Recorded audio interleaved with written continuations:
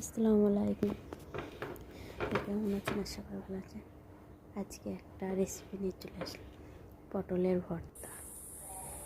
পটলগুলো এরকমভাবে কেটে নিয়েছি, গোল গোল মোটা মোটা করে, আর উপরে আবরণটা ফেলে দিয়েছি। মোটা যে খোসাটা আপনারা ছিলেও ফেলে দিতে পারেন, আমি এইভাবে নিয়েছি। একটা কড়া বসিয়ে তাতে খুব সামান্য পরিমাণ তেল দিয়ে, দেখতেই পাচ্ছ,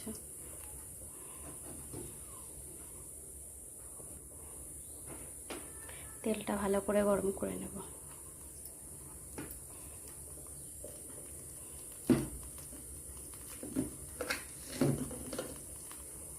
মধ্যে কিছুটা লবণ,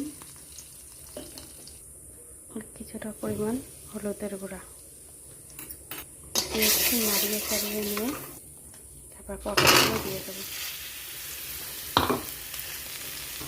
পটলগুলোকে ঢাকা দিয়ে ভালো করে নেড়ে করে পটলগুলোকে ঢাকা দিয়ে আস্তে একটু লালচে ভাবে করে ভেজে নেব।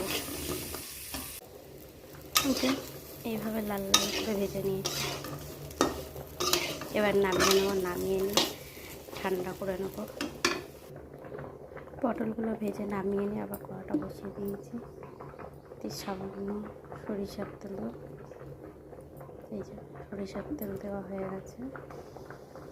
কিছুটা কালো জিরে দিয়ে নাড়িয়ে নিলাম, কিছুটা শুকনো লঙ্কা,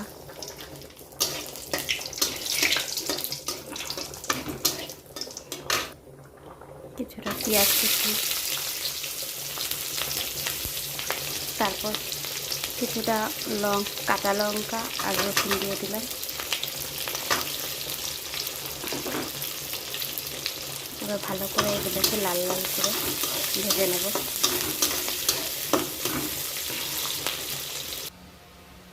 এবার পটলগুলো এই ব্লেন্ডারের মধ্যে দিয়ে দেবো। এবার এইগুলোকে খুব ভালো করে ব্লেন্ড করে নেব। এই যে পটলটা ব্লেন্ড করে নিয়েছি, এগুলোও ভাজা হয়ে গেছে, দেখতে পাচ্ছি। আর এইগুলোও ব্লেন্ড করে নেবো একইভাবে। যে তেলটা পড়েছিল পেঁয়াজ ভাজার, সেই তেলটার মধ্যেই এই পটল বাটাটা দিয়ে দেবো।